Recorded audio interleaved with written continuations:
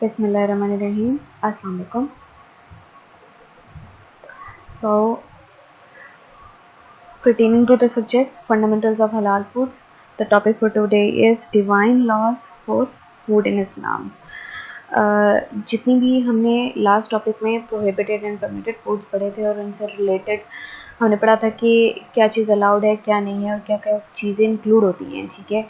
अब हम पढ़ेंगे प्रूफ उसका कि इस्लाम में इसका प्रूफ क्या है। अब वो प्रूफ जो होता है वो आपको मिलता है कुरान से, हदीस से, इस्लामिक बुक्स से, ठीक है, जो कि ट्रांसलेशन की गई। तो यहाँ से सब आपके प्रूफ्स होंगे, ठीक है। और अब हम वो पढ़ेंगे कि क्या लॉज हैं, ठीक है, जो कि इस्लाम में हैं और उनकी वजह से हमने परमिटेड एंड प्रोहिबिटेड फूड्स पढ़े थे, ठीक है। So, the importance of halal food and drink. O mankind, eat from whatever is on earth that is lawful and good, and do not follow the footsteps of Satan. Indeed, he is to you a clear enemy. तो इसमें क्या कहा गया है कि आप जो भी अर्थ में हैं और अर्थ में जो लॉफुल है आपके लिए और अच्छा है आपके लिए वो खाएं और शैतान के पीछे मत चलें क्योंकि शैतान आपका एनिमी है। ये कुरान पाक में से लिया गया verse. Abu Huraira narrated that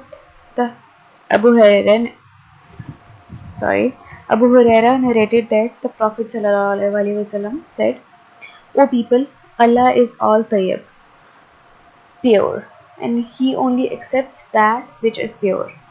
Allah has commanded that the believers what He has commanded the messengers for. He said, O messengers, eat from the lawful provisions and do right." अच्छा, हज़रत पाक की हदीस है कि उन्होंने कहा है कि अल्लाह ताला ऑल तैयब हैं, प्योर हैं, ठीक है, और वो प्योर चीज़ें ही एक्सेप्ट करते हैं। तो इसका मतलब ये कि उन्होंने हमारे लिए वो खाने जो कि प्योर हैं वो उन्होंने हमारे लिए हलाल किए हुए हैं और जो कि अनप्योर हैं वो हराम है हमारे लिए। तो उन्होंने अल्लाह ताला ने जो अपने मैसेंजर्स को, नबियों को, पैगंबरों को जो मैसेज दिया और उनको जो चीज़ें फॉलो करने के लिए कहीं गई, तो अगर हमारे नबी वो फॉलो करेंगे तो हम भी वही फॉलो करेंगे, ठीक है।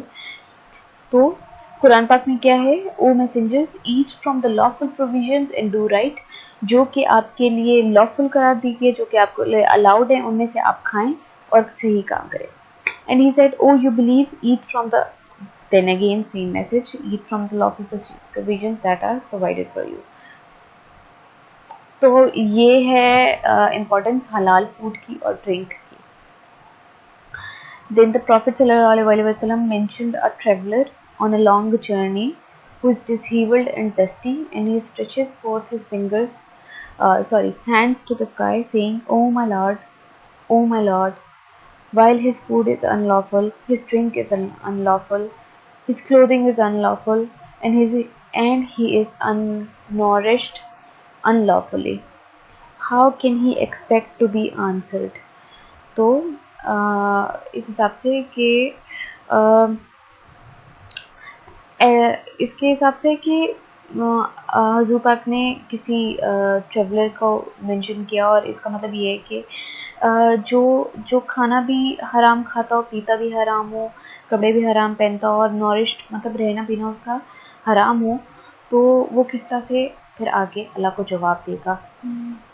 Divine wisdom. अब इन लॉज के पीछे हिकमत क्या है, इनकी वजह क्या है, क्यों लॉज हमारे लिए ये लॉज हैं और क्यों हमसे एक्सपेक्ट किया जाता है कि हम इन्हीं लिमिटेशंस में रह के ज़िंदगी गुजारें। तो उस बारे में क्या किया गया है, कहा गया है, वो डिस्कस करते हैं। Everything that the sharia has been forbidden with a divine wisdom, इसको हम हिकमा कहते हैं। तो शरिया में जो हमें मना किया गया है उसके पीछे कोई ना कोई हिकमत है, ठीक है। हिकमत जो होती है वो आप समझ लें, आप कह लें कि उसके पीछे कोई लॉजिकल कॉज होता है। विदाउट लॉजिकल कॉज अल्लाह ताला ने हमें कोई भी लिमिटेशंस नहीं लगाई हैं। वो जो लॉजिकल कॉज हैं उनमें हमारी ही भलाई है, हमारी ही पेशेंस का टेस्ट लिया गया है, हमारे ईमान का टेस्ट है और हमारे सेहत के लिए वो ज़्यादा बेहतर है, और सेहत के साथ साथ सोशली इकोनॉमिकली भी ज़्यादा बेहतर है। तो इसलिए कोई ना कोई हिकमत होती है हर रूलिंग के पीछे।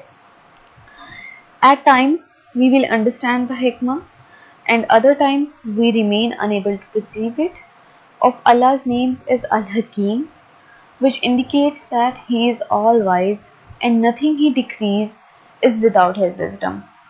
तो हिकमत के पीछे हमेशा कोई ना कोई लॉजिक होती है, और अल्लाह ताला का नाम ही हकीम है, अल हकीम है।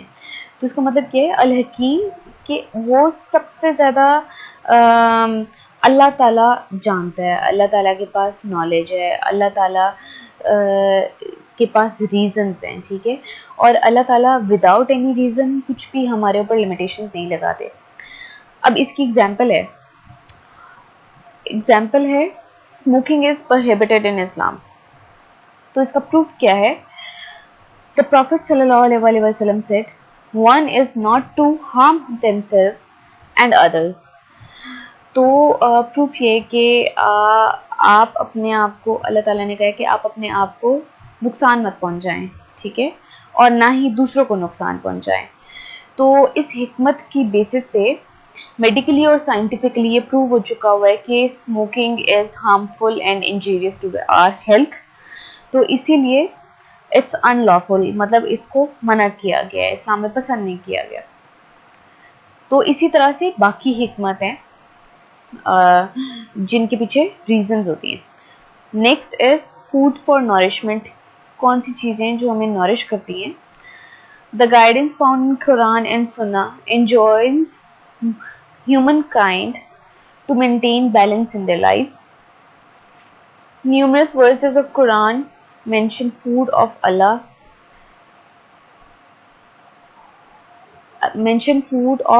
has provided for our sustenance. तो जो कुरान में गाइडेंस है और सुन्ना हदीस के ज़रिए से, हमारी सुन्नत में जो है, सुन्ना होती है जो हजूर पाक ने खुद एक्शंस किए पूरी लाइफ, वो सुनना है।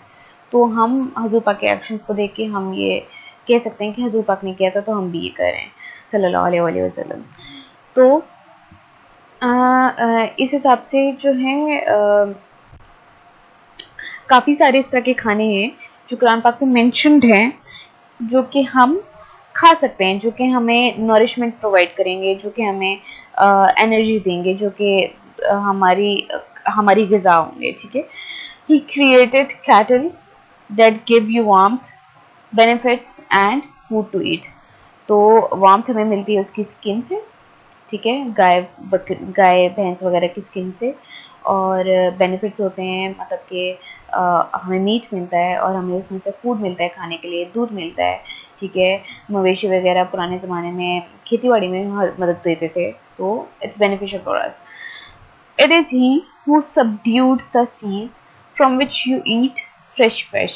ठीक है, तो अल्लाह ताला ने समंदरों को थमा दिया ताकि हम वहाँ से फ्रेश फिश मछली निकाल के खा सकें, ठीक है। अगर अल्लाह ताला समंदरों को नहीं थमाते, जैसे फॉर एग्जांपल जब हम हाई सीज की ट्रेवल के लिए जाते हैं तो अक्सर ऐसा होता है तूफ़ान आ जाते हैं, जब आप मिडल ऑफ द ओशन होते हैं तो आपके लिए मछली पकड़ना मुश्किल हो जाता है, ठीक है। तो ये अल्लाह ताला ही हैं जिन्होंने समंदरों को इतना थमाया कि हम वहाँ से आराम से मछली पकड़ के खा सकते हैं, ठीक है। तो इसका मतलब क्या है, मछली हमारे लिए नरिशमेंट है, ग़िज़ा है हमारे लिए।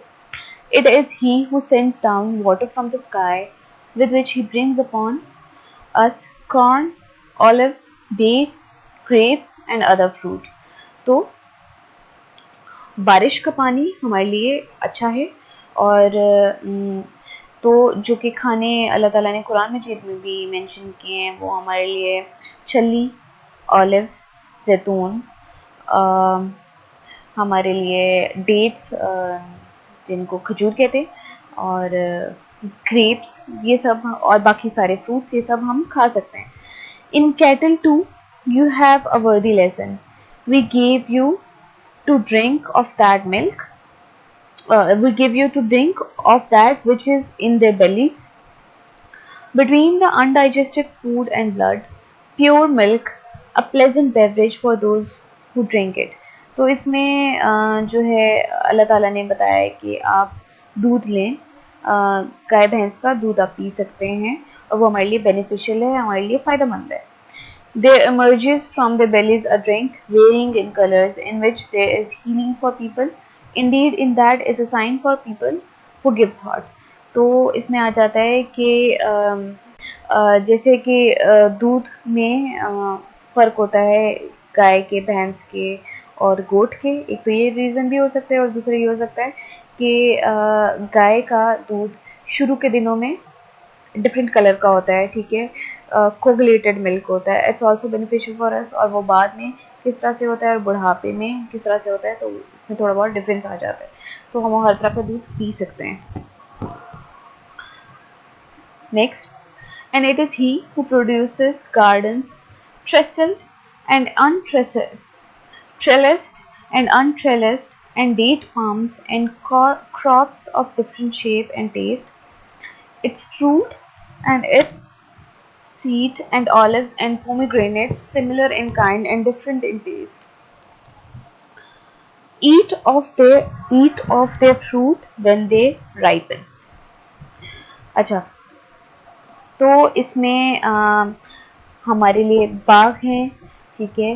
बाग में से, बागात में जितनी भी चीज़ें उगती हैं हम वो खा सकते हैं. हम डेट्स खा सकते हैं, डिफरेंट शेप्स, टेस्ट की क्रॉप्स, मतलब कि फ्रूट्स हो जाते हैं, वेजिटेबल्स हो जाते हैं, ग्रेन्स हो जाते हैं.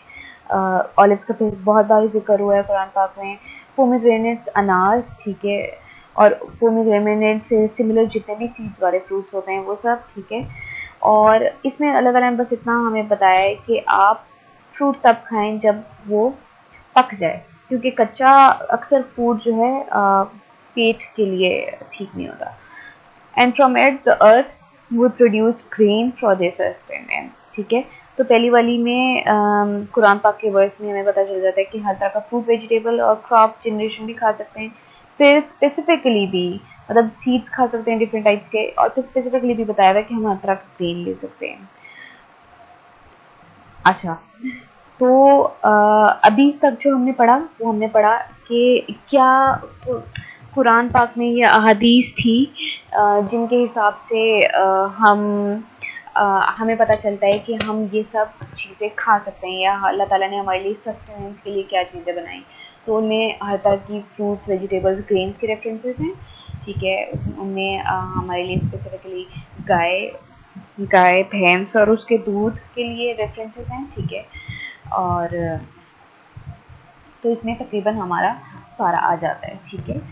अच्छा, अब नेक्स्ट आपका आ जाता है कि जनरल प्रिंसिपल्स हमारे क्या हैं फूड के, ठीक है. और फिर इनसे रिलेटेड हम लॉज देख लेते हैं, ठीक है, या हम रूलिंग्स देख लेते हैं इस्लाम में. तो फर्स्ट प्रिंसिपल आपका आ जाता है, by default all foods are lawful and permissible to save those that are prohibited within sharia. तो सब खाना हलाल है एक्सेप्ट वो दोस्त जिनको मना किया गया. Second principle, food items should not be harmful to one's health, हमारी सेहत के लिए हार्मफुल नहीं होने चाहिए. Third, food items must be pure होने चाहिए, गंद बला नहीं होना चाहिए अंदर, ठीक है. इसको हम देख लेंगे आगे. Fourth principle, when halal and haram trades coexist within a substance the haram is given priority. तो हलाल और हराम अगर इकट्ठे होंगे किसी चीज़ में तो हम ये प्रायोरिटी देंगे कि ये पूरा का पूरा ही हराम है क्योंकि इसके अंदर हराम था. Fifth principle, transformation, when substance transform chemically it requires the description of purity. इसको हम देख लेते हैं कि अगर ट्रांसफॉर्म हो जाए पूरा का पूरा सब्सटेंस कोई भी हो खाने के लिए तो पूरा केमिकल कंपोजिशन ही चेंज हो गया, तो वो प्योर है। प्योर मीन्स हम खा सकते हैं। तो अब हम इन प्रिंसिपल्स की डिस्क्रिप्शन देख लेते हैं। First principle, by default all foods are lawful and permissible save those that are prohibited within Sharia। तो इसका प्रूफ क्या है? It is he who created for you all of that which is on earth। ठीक है, पहला proof Quran पाक में से है कि अल्लाह ताला ने हमारे लिए ही सब बनाया है जो कि इस अर्थ में पैदा किया गया। इस अर्थ पे, इस दुनिया में जो सब पैदा किया गया वो इंसानों के लिए। ठीक है, तो उसके बेनिफिट्स क्या हैं? One can clearly deduce that the lawful foods are more than the few that have been prohibited। Animals that have not been mentioned explicitly in the Quran and Sunnah can be given the ruling of permissibility on this basis, such as giraffes। तो इसमें आपकी ये चीज़ आ जाती है कि इस ruling से हम ये देख सकते हैं कि अल्लाह ताला ने सब हमारे लिए बनाया है। ठीक है, तो हम जो है जिन जिन चीज़ों से अल्लाह ताला ने मना किया है उनको निकाल के हम बाकी सब खा सकते हैं। ठीक है, तो इस तरह से है कि अल्लाह ताला ने एनिमल्स के बारे में जो जो जिक्र किए हैं वो उनमें काफ़ी कैटेगरी आ जाती है जो निकल जाती है, तो फिर बाकी जितने रह जाएंगे वो सब के सब हमारे लिए लॉफुल हैं। ठीक है, ऑल्दो कुरान पाक में हर एक जानवर का जिक्र नहीं है, लेकिन क्योंकि इस कुरान पाक के वर्स में ये है कि हम ये सब हमारे लिए बनाया है, तो हम इस रूलिंग के बेस पे जो बाकी रह जाते हैं हराम की डेफिनेशन से जो पे नहीं पूरे आते वो सब के सब हम खा सकते हैं। तो इस बेसिस पर जिराफ्स के बारे में ऑल्दो जिक्र नहीं है, but they can be eaten। Second principle, food items should not be harmful to one's health। जितने भी हमारी सेहत खराब करते हैं आइटम्स वो सब के सब हराम की कैटेगरी में या अनलॉफुल की कैटेगरी में आ जाते हैं। ठीक है, प्रूफ इसका ये है, हदीस का प्रूफ है। Hadith based principle is considered to be one of the major qawaid of fiqh and fuqaha have derived many rulings from this hadith। ठीक है, ये से जो सेकंड प्रिंसिपल है ये हज़ूर पाक सल्लल्लाहु अलैहि वसल्लम की हदीस है। ठीक है, तो हदीस और कुरान पाक दोनों को मिला के रूल्स बनाए गए हैं इस्लाम के। ठीक है, क्योंकि जो हज़ूर पाक ने कहा वो उन्होंने अपनी तरफ से नहीं कहा, अल्लाह ताला ने कहा तो हज़ूर पाक ने कहा। मतलब अल्लाह ताला ने उनके ऊपर जो वही दी, अल्लाह ताला ने जो उनको अलाउ किया तो हज़ूर पाक ने वही फॉलो किया। तो हम ये बात कह सकते हैं कि हज़ूर पाक सल्लल्लाहु अलैहि वसल्लम जो भी कहते थे वो इस तरह से है हमारे लिए जैसे अल्लाह ताला ने कहा। ठीक है, तो जितने भी फुक़हा हैं इस्लाम में वो अहादीस को फॉलो करते हैं और वहाँ से हम नॉलेज ले सकते हैं how to live our life. तो इस बेस पर क्या रूलिंग्स निकलती हैं, इसका मतलब क्या बनता है? इसका मतलब ये बनता है कि हराम निकाल दिया जाए खाने में से। ठीक है, हराम इतना निकाल दिया जाए ना कि जितना आप निकाल सकते हैं।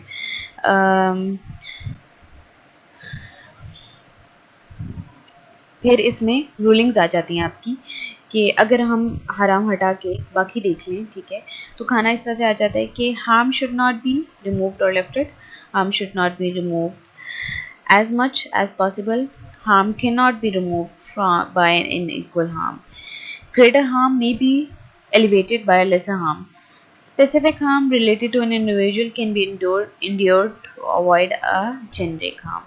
ठीक है, इसमें यह आ जाता है कि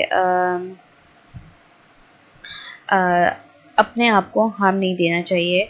फिर दूसरा आ जाता है, सेकंड पे आ जाता है कि जितना आप अपने आप को या किसी को हार्म से बचा सकते हैं उतना बचाएं। और इसका मतलब ये नहीं आता कि हम एक नेसेसरी ईवल को आप एक ईवल का जवाब ईवल से दें, ठीक है। ईवल को ईवल से हम इरेडिकेट नहीं कर सकते, we have to eradicate evil by good, ठीक है। फोर्थ आ जाता है, अगर बहुत बड़ा ईवल है तो वो छोटे ईवल से मे बी एलिवेट हो सके, पर इसमें भी स्पेसिफिक रूलिंग्स हैं। और स्पेसिफिक आर्म जो है जो कि इंसान पे या अपने आप पे आप करते हैं, वो सिर्फ इस हद तक अवॉइड करो जिस हद तक कि कोई वॉर नहीं खुल जाती, कोई बड़ा मसला नहीं होता। लेकिन अगर कोई मसला नहीं है तो you should speak out for your self और अपने आप को हार्म मत दें। Third principal, food items must be pure. इसका प्रूफ क्या है? They ask you, O Muhammad sallallahu alaihi wasallam, what has been made lawful for them? Say, lawful for you are all pure good foods and game caught by what you have trained of hunting animals, which you train as Allah has taught you. So eat of what they catch for you, and mention the name of Allah upon it, and fear Allah. Indeed Allah is swift in account, ठीक है। ये कुरान पाक की हदीस है, ठीक है। इसके मुताबिक जो है ये कहा जाता है कि अल्लाह ताला ने हजूर पाक से कहा कि लोग आपसे पूछते हैं कि लॉफुल क्या है, ठीक है। तो आप उनको ये बताएं कि लॉफुल ये है जो कि सब गुड और प्योर फूड हो, ठीक है। और जो हंटिंग करते हुए जो ट्रेंड एनिमल, जैसे पुराने ज़माने में हंटिंग के पे जाया करते थे, शिकार पे जाते थे और वहाँ जाके वो एनिमल्स को ट्रेन किया होता था, जैसे कुत्ते हैं, ठीक है, उनको ट्रेन किया होता था और कुत्ते जाके वो मीट लेके आते थे स्पेसिफिक, या जब हंट डाउन करते थे जैसे एरो से तीर से कोई बर्ड पकड़ा है तो वो कुत्तों को भेजते थे, शिकारी कुत्ते जाते थे वहाँ से वो बर्ड उठा के लेके आते थे, ठीक है। तो वो जितना भी आपके ट्रेन मीट है, सॉरी हंटेड मीट है या हंटेड एनिमल है, और आपके लिए जो, और वो हंटेड एनिमल अगर प्योर है और गुड है तो वो आप खा सकते हैं। अब इसमें एक ये भी चीज़ आ जाती है, मैं आपको मेंशन करती चलती हूँ कि इसके बारे में अक्सर एक रूलिंग थी कि लोगों ने पूछा कि अगर हम शिकार पे जाते हैं और हमारा कुत्ता हराम है, ठीक है, तो हमारा कुत्ता ट्रेंड है, ठीक है, हमारा कुत्ता जाके जो हमने शिकार किया है वो पकड़ के लेके आता है, ठीक है। तो अगर उसके दांत चुभ जाते हैं गोश्त में तो वो हमारे लिए हराम है या हलाल है। तो इस यहाँ से ये प्रूव होता है कि जो ट्रेंड एनिमल आपके लिए पकड़ के लाया है, आपने शिकार किया है, तो वो आपके लिए हलाल है। तो इसका मतलब ये है कि हम वो खा सकते हैं, ठीक है। अच्छा, नेक्स्ट आपका आ जाता है, those who follow the messenger the unlettered profit whom they find written in what they have of the Torah and Gospel, who enjoins upon them what is right and forbade them what is wrong, and makes lawful for them the pure things and prohibits for them the evil, and relieves them of the burden and the shackles which were upon them. So they who have believed in him, honored him, supported him, and followed the light which was sent down with him, it is those who will be successful. तो अल्लाह ताला ने उन लोगों के लिए जिन्होंने हजूर पाक को फॉलो किया, ठीक है, और अल्लाह ताला ने कहा हजूर पाक पढ़ना लिखना नहीं जानते थे, ठीक है। तो अल्लाह ताला बता रहे हैं कि वो लोग जिनको इतना फेथ था हजूर पाक के वर्ड्स पे कि उनको पता था कि हजूर पाक लिखना पढ़ना नहीं जानते, पर ये जितना नॉलेज है ये अल्लाह ताला के नबी का है, तो इनडायरेक्ट वो अल्लाह ताला को मान रहे थे, ठीक है। तो उसमें तो अल्लाह ताला ने उनके ऊपर उनको वही दी है, अल्लाह ताला ने उनको बताया है कि वो लोग सक्सेसफुल हैं, वो लोग कामयाब हैं जो हजूर पाक को फॉलो करते हैं, ठीक है। तो उसके अलावा इसमें आ जाता है कि जो हजूर पाक के कहे पे चलते हैं, ठीक है, और जो उनके फुट स्टेप्स फॉलो करते हैं, ठीक है, तो उनके लिए अल्लाह ताला ने सक्सेस दी है, ठीक है। तो इसमें आ जाता है कि we can follow ahadith and sunnah for what we can do, किस तरह से हम अपने स्टेप्स पे फुट स्टेप्स पर चलते हैं या ज़िंदगी गुजारते हैं, तो वो हम इस लाइट में फॉलो कर सकते हैं, ठीक है। अच्छा, एक चीज़ मैं आपको और बताती चलूँ, ये देखें, कुरान पाक में आप सिर्फ अगर बिस्मिल्लाह है तो बिस्मिल्लाह की बे के भी इतने तर्जमे हैं, इतनी तशरीह है कि 10 दिन भी गुजर जाएं बे पे से बे की तशरीह ख़त्म नहीं होती, ठीक है। तो मैं आपको सिर्फ इन अहादीस में से और इन कुरान पाक के वर्सेस में से उतना बता रही हूँ, उतना इरेडिकेट करके बता रही हूँ जितना कि हमारी न्यूट्रिशन या हमारे टॉपिक या हमारे सब्जेक्ट के लिए कंपल्सरी है या जो आपके लिए पढ़ना कंपल्सरी है। We are not going that deep, although Quran Pak is very deep, बहुत तशरीह है, बहुत मतलब है, बहुत प्रॉपर चीज़ें जिनको डिस्कस किया जा सकता है, ठीक है। बट हम सिर्फ उतना ही इसमें से इरेडिकेट करें जितना भी हमें पढ़ने के लिए चाहिए। So please forgive me for the things जो कि मैं नहीं कह रही हूँ या कि जो कि प्रॉपर एक तशरीह है या प्रॉपर एक तशरीह होनी चाहिए, तो अगर वो मैंने नहीं की है तो फॉरगिव मी फॉर दैट, अल्लाह मुझे माफ़ करे। नेक्स्ट आपका आ जाता है 4th and 5th प्रिंसिपल्स। तो 4th प्रिंसिपल है आपका when halal and haram trades coexist within a substance the haram is given priority. और 5th है transformation when a substance transformed chemically it acquires a description of purity। तो इसमें आपका जाता है कि मैं आपको पहले बता चुकी हूँ, हलाल और हराम अगर इकट्ठे होगा, ठीक है, तो हराम सब्सटेंस को प्रायोरिटी दी जाती है। इसका मतलब ये है कि अगर हलाल और हराम है तो पूरी की पूरी चीज़ हराम ही हो जाएगी, ठीक है। क्यों? क्योंकि हराम हमारे लिए खाना चाहे थोड़ी अमाउंट में भी हो, इट्स हराम for us, we can not eat it, so वो पूरा का पूरा ही हमारे लिए हराम हो जाता है। और 5th प्रिंसिपल के हिसाब से मैं आपको एग्जांपल देती हूँ, इसका क्या मतलब है। If the carcass of a pig is buried at the base of an apple tree and certain nutrients released from the compost created from the decomposing carcass would inevitably nourish the tree, although there is no doubt in this, the fruit remain lawful for one to consume।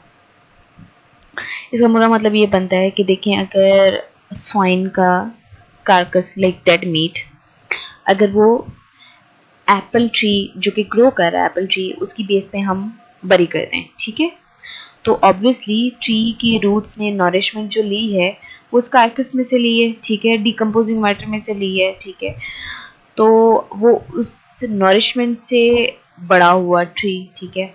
अब वो दरख्त बड़ा हुआ और उसमें फल लगा, तो हम क्या कहेंगे कि उस दरख्त पे जो फल लगा है, जो सेब उगा है, हम वो उसको खा सकते कि नहीं खा सकते? तो हम उसको ऑब्वियसली खा सकते हैं, क्योंकि देखें वो ऑल्दो ट्री ने उससे नॉरिशमेंट ली, लेकिन वो पूरा का पूरा हम मेडिकली भी पढ़ सकते हैं, हम पहले पढ़ चुके हैं सारा कुछ, ठीक है, अब साइंस में पढ़ा होगा कि तो हम जो है ये नहीं कह सकते कि वो हराम है, क्योंकि ट्रीज़ ने जब नॉरिशमेंट ली तो ट्रीज़ ने वो जो नॉरिशमेंट ली उसका केमिकल स्ट्रक्चर ही चेंज हो गया, और chemical structure upon changing several times कहीं जाके वो फ्रूट बना, तो वो फ्रूट हमारे लिए ऑब्वियसली हलाल है, हम उसको खा सकते हैं, ठीक है।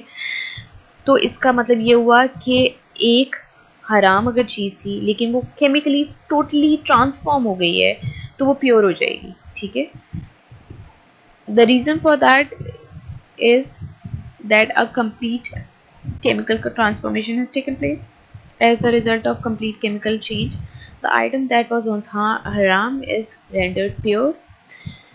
If the transformation is only a partial chemical transformation, the original rulings stand, ठीक है। तो इसमें यह है कि ट्रांसफॉर्मेशन हो गई पूरी की पूरी केमिकली, तो वो आप के लिए हलाल है, लेकिन अगर पूरी नहीं होती, पार्शली होती है, तो वो हमारे लिए स्टिल हराम है।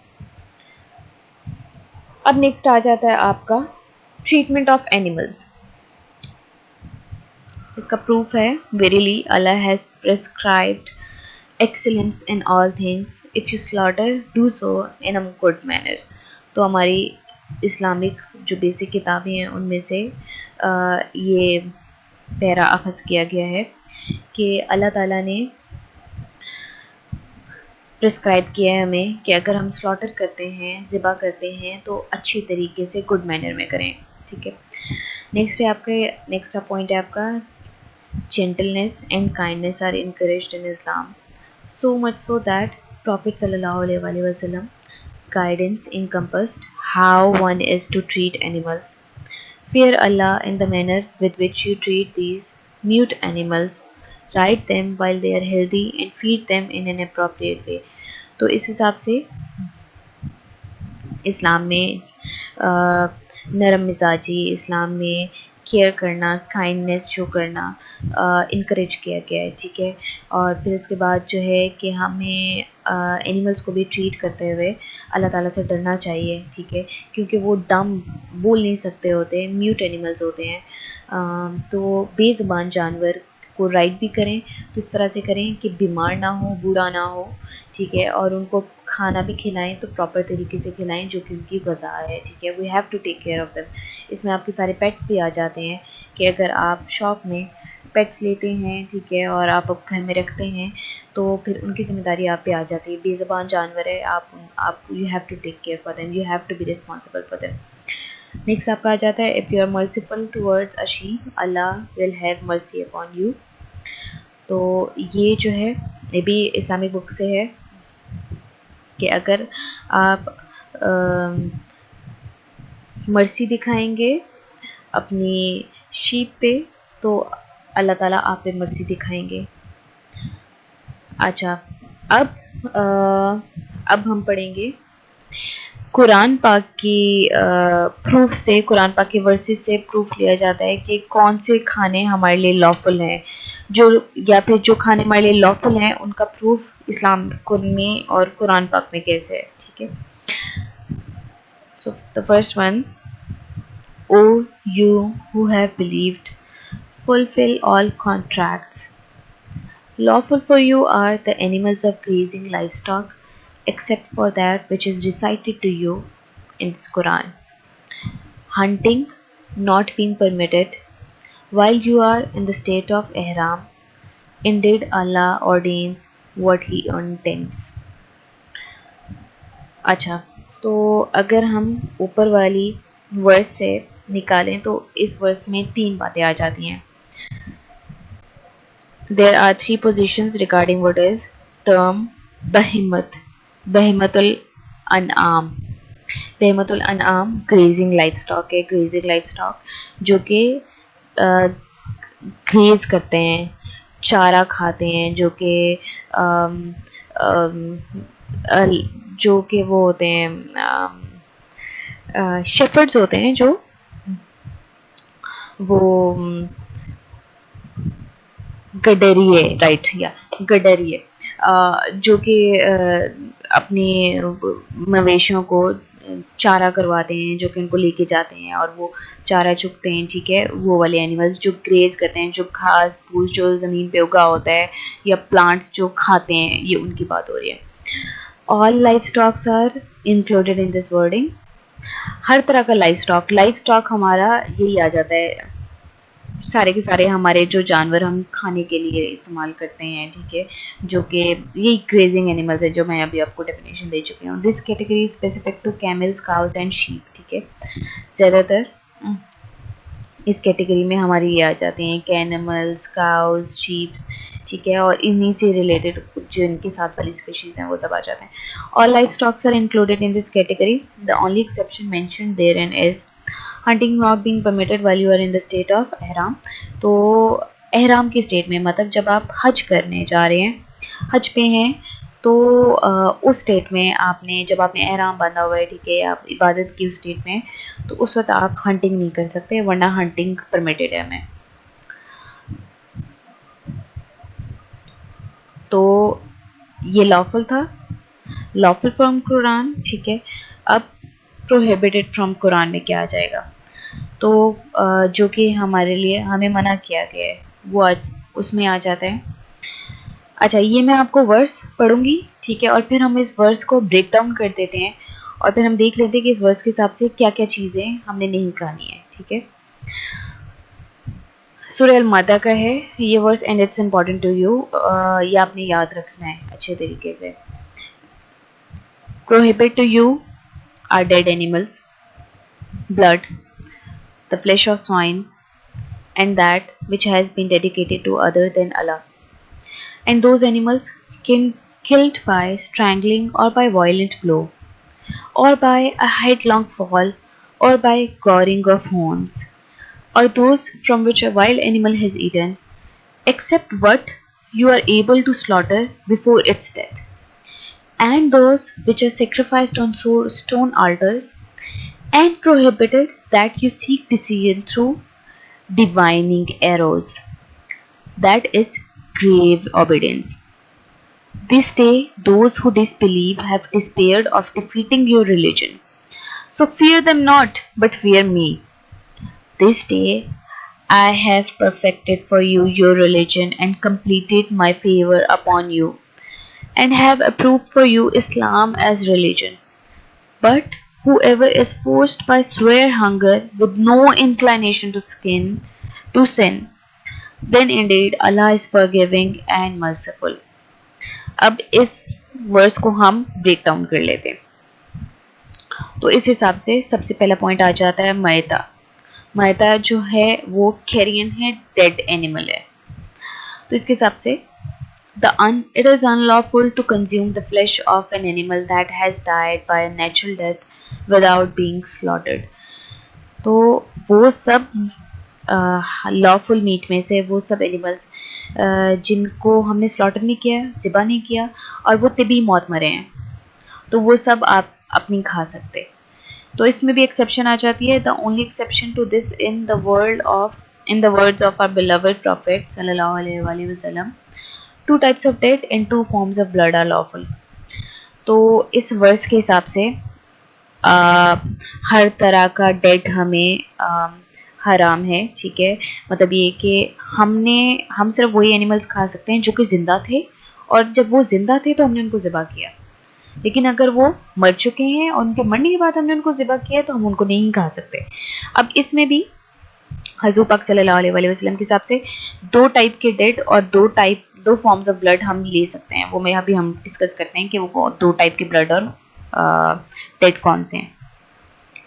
As for the two dead they are whale and locust, ठीक है। इसका मतलब ये है कि हर तरह की हम फिश में जो व्हेल है वो हम खा सकते हैं डेड, ठीक है। और जो लोकस्ट है मेरे भी शायद then again we being practicing normal human beings but not being the ulama, ऊपर नीचे बात हो सकती है, बट इसकी रीज़न ये समझ आती है कि वेल बहुत बड़ी होती है, वेल का साइज़ एक्सट्रीमली ह्यूज है। बीइंग अस ह्यूमंस हम उसको पकड़ के उसको मार नहीं सकते, और उनको ज़िंदा पकड़ के बाहर ले जाके उसको धड़कती हुई को मार नहीं सकते, इट्स इम्पॉसिबल फॉर अस। तो उसमें हम वेल खा सकते हैं, बट देन अगेन इसके हिसाब से भी काफ़ी रूलिंग्स आ जाती हैं कि कितने टाइम पीरियड तक ही वो मरी हो या किस कंडीशंस में हो या किस तरह से। तो इस तरह से अब इसमें नेक्स्ट आपका आ जाता है लोकस्ट। लोकस्ट के बारे में हम डिस्कशन पहले कर चुके हैं। जो टिड्डी होती है, बड़ी टिड्डी होती है, हम वो खा सकते हैं। ये सिर्फ वाहिद एनिमल है, सॉरी इंसेक्ट है जो हम खा सकते हैं। When the Prophet ﷺ was asked regarding the purity of sea water, he said, its water is pure and its dead is lawful. तो इसमें क्या आ जाता है कि तो हम जो डेड है वो सिर्फ हम पानी में से ले सकते हैं, ठीक है। पानी प्योर होता है तो इसका डेड जो है वो हम लॉफुल है हमारे लिए। लाइक हम पानी में से ज़िंदा मछली पकड़ के जब हम मारते हैं तो हम उसको खा सकते हैं, ठीक है। इसमें बेनिफिट्स फ्रॉम द मैयत या मैदा, तो वो ये आ जाता है कि आपका अच्छा पहले मैं पढ़ती हूँ फिर मैं आपको समझाती हूँ. It is lawful to benefit from the मैयत. The Prophet sallallahu alaihi wasallam passed by a dead sheep. He said, "Why do you not use its skin?"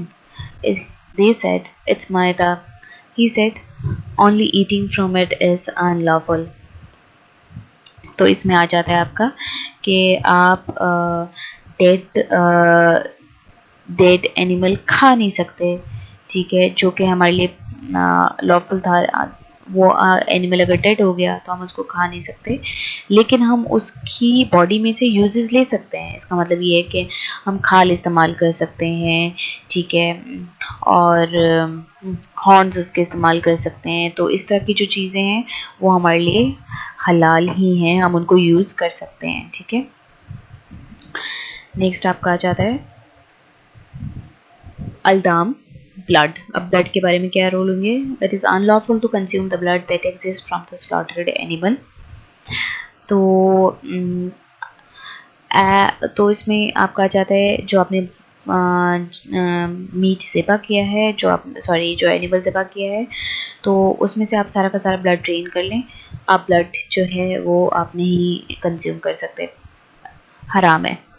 As for residual blood that remains in the flesh after the animal has been slaughtered, then this is not dam and is permissible. अब ये इसमें ये आ जाता है कि आप ने अच्छी तरह से ड्रेन कर लेना है.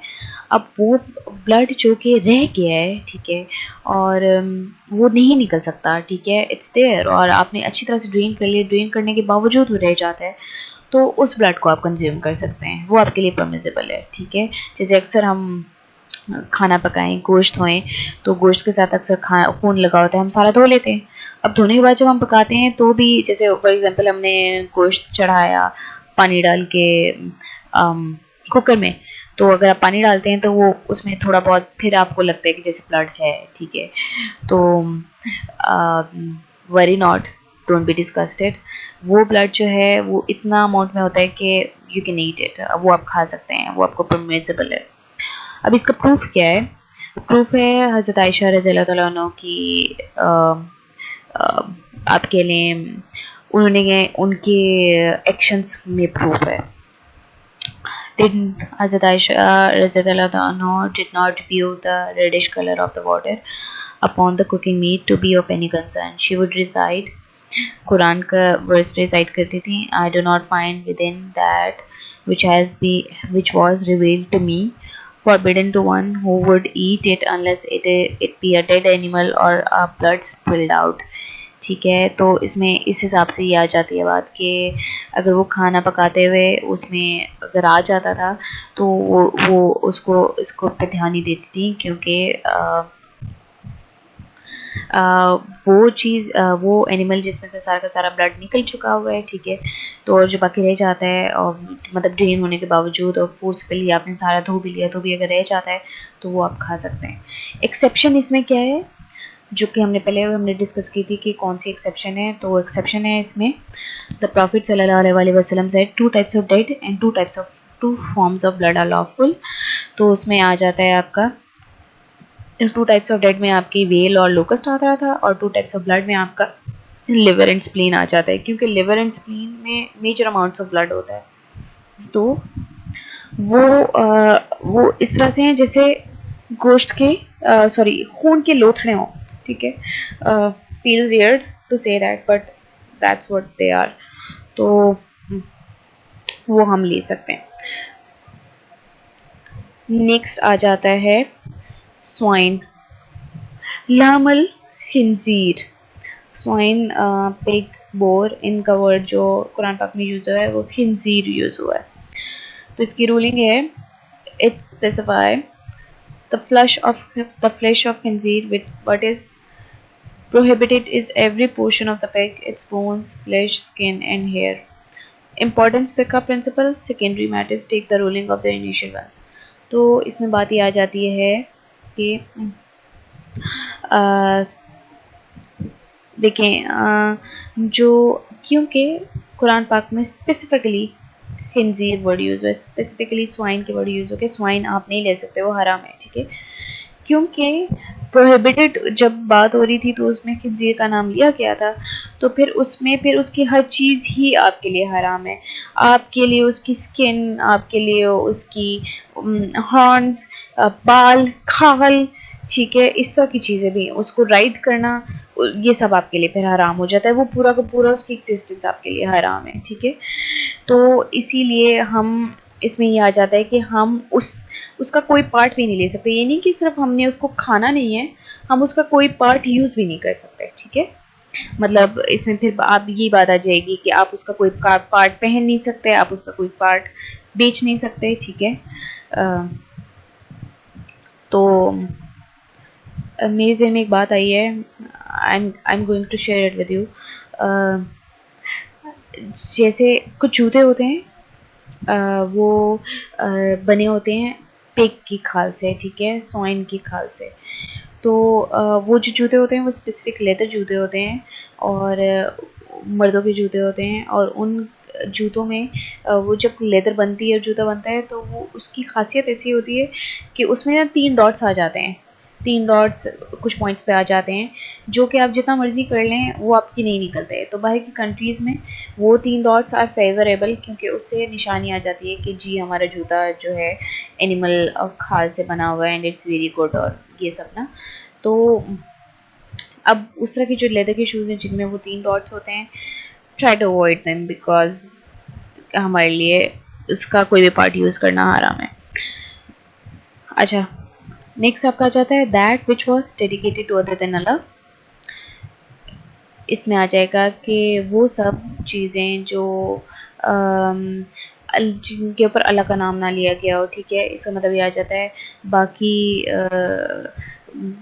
रिलीजन्स में अगर कोई एनिमल, ठीक है, उसके ऊपर अल्लाह का नाम नहीं होता, और वो एज एन ऑफरिंग, जैसे हिंदू हैं, वो अगर कोई एनिमल एज एन ऑफरिंग अपने गॉड या गॉडेसेस वगैरह के लिए कुर्बान करते हैं, वो उनके ऑल्टर में उनका खून बहाता है या वो उनके नाम पे कर देते हैं, ठीक है, और उसके बाद उसे खाना पक के अगर आपके लिए आता है तो आपके लिए हराम है, ठीक है। या वैसे ही वो आपके पास आ जाता है मीट और आप उसे पकाएं तो वो आपके लिए हराम है। और अगर उन्होंने किसी और के ना अल्लाह, किसी गैर अल्लाह का नाम लेके उसको कुर्बान किया है, या वो गैर अल्लाह के नाम फिक्स दे दिया और फिर आपने उसको कुर्बान किया, तो मतलब इस तरह से जिस चीज़ के ऊपर गैर अल्लाह का नाम ले लिया जाए, ठीक है, तो वो फिर हमारे लिए खाना हराम हो जाती है। It is unlawful to consume foods that are prepared for slaughter and then offer to false deities, ठीक है। तो इसका मतलब, अच्छा, अब इसमें फिर एक और ये भी चीज़ भी आ जाती है कि ज़िबा किया, और ज़िबा करने के बाद, ज़िबा किया जैसे कि ज़िबा इस्लाम में करने का तरीका है, और ज़िबा करने के बाद वो गैर अल्लाह को ऑफर कर दिया, ठीक है, गैर अल्लाह का नाम ले लिया उस पर, तो वो भी आपके लिए हराम है।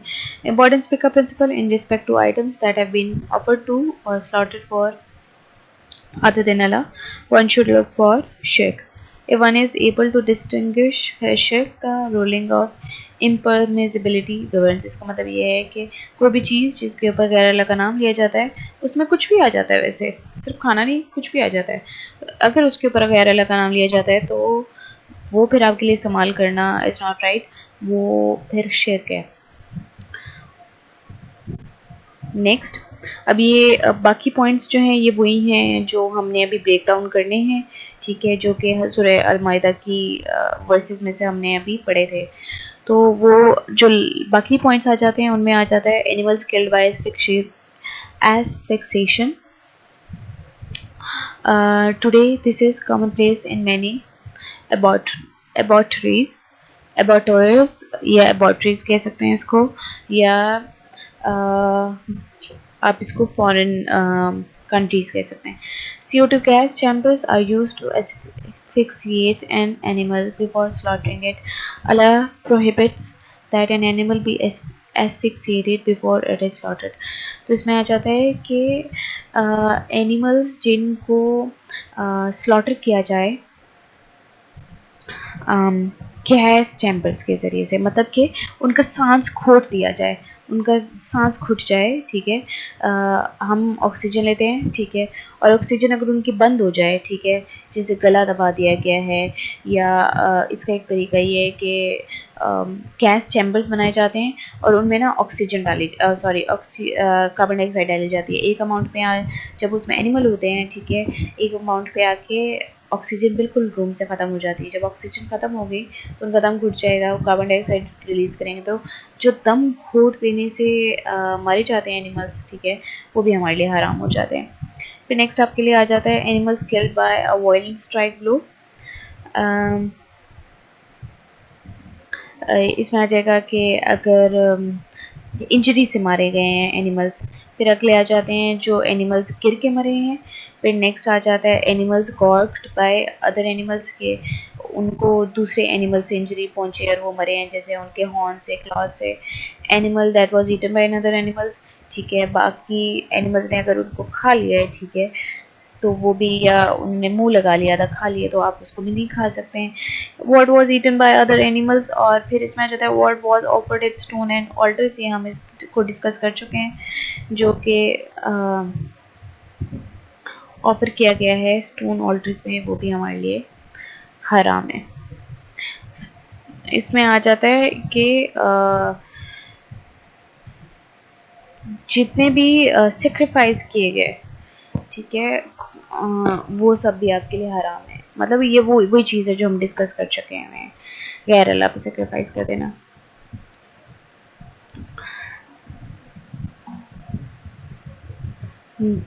अच्छा, तो ये आपके लिए आज के लिए इतना ही, ठीक है। नेक्स्ट हम जो है पढ़ लेंगे इनमें चीज़ें कौन सी आ जाती हैं। और अभी हमने पढ़ा था लॉफुल फ्रॉम द कुरान, ठीक है। नेक्स्ट हम पढ़ेंगे लॉफुल फ्रॉम हदीस, ठीक है। तो अभी तक हमने पढ़ा है कि रूलिंग्स हमें बताई गई हैं जो कि नॉरिशमेंट के लिए रूलिंग्स हैं, जो कि चीज़ें हमें प्रोहिबिट की गई हैं, जो हमारे लिए अलाउ की गई हुई हैं। फिर नेक्स्ट था हमारे लिए रूलिंग्स या प्रूफ्स जो कि हमारे लिए कुरान से या हदीस से लॉफुल हैं। फिर वो प्रूफ्स जो हमारे लिए कुरान से अनलॉफुल हैं। अब नेक्स्ट हम हदीस से अनलॉफुल प्रूफ पढ़ेंगे, ठीक है। So that's it for today. Thank you. Allah Hafiz.